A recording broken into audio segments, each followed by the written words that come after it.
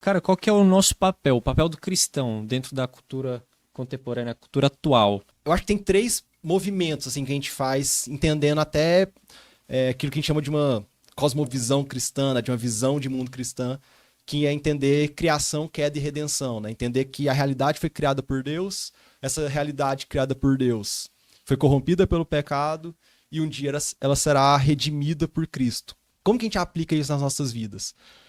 Em relação à criação, é a gente tentar entender no nosso trabalho, naquilo que a gente faz, na vocação que Deus nos deu, quais são as ordenanças criacionais que tem nisso. O que isso quer dizer na prática? Deus, ele nos comissionou, ele nos chamou para a gente atuar no mundo, né? Para a gente desenvolver o mundo de Deus, né? Você falou da questão do mandato cultural, né? Está lá em Gênesis, Deus coloca o ser humano no jardim para ele cultivar e guardar o jardim.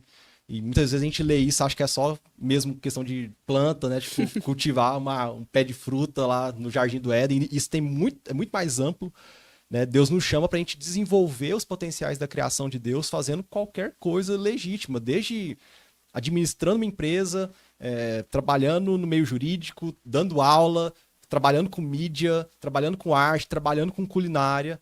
Então, em qualquer área da nossa realidade, assim, a gente tem como identificar qual que é a ordenança criacional que Deus colocou ali. Por que tem uma pessoa que trabalha com comida, né? Qual que é o propósito disso? Qual que é o propósito de alguém que vai de um professor, de uma professora? Qual que é o propósito de um advogado, de uma pessoa que, sei lá, de um porteiro de um prédio, assim?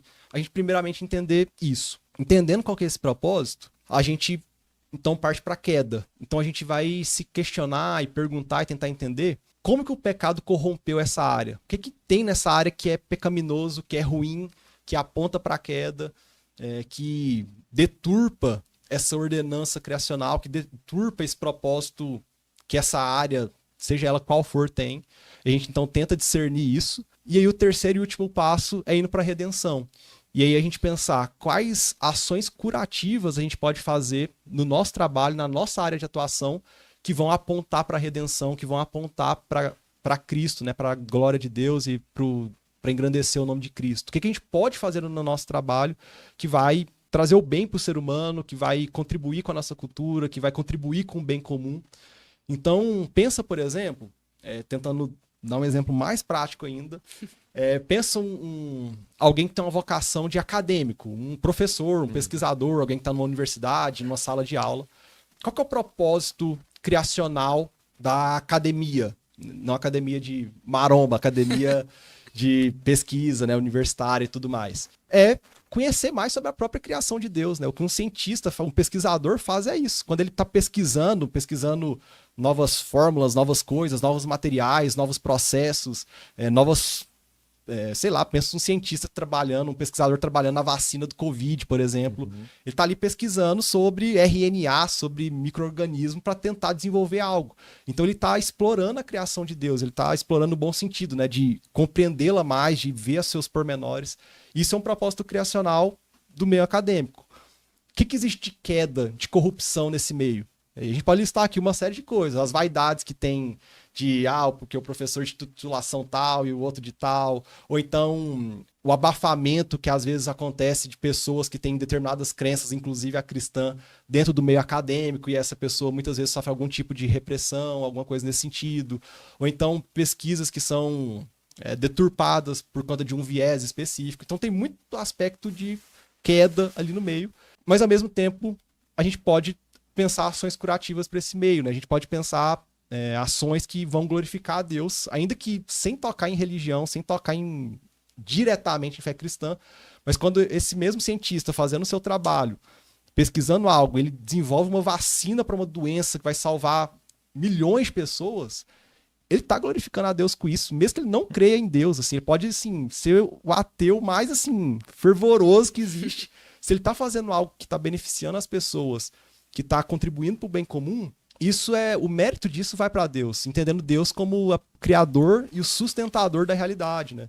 Colossenses vai falar sobre Cristo e vai falar que tudo na realidade, tudo na criação é para Cristo, por meio de Cristo, é Cristo quem está sustentando tudo e possibilitando todas as coisas.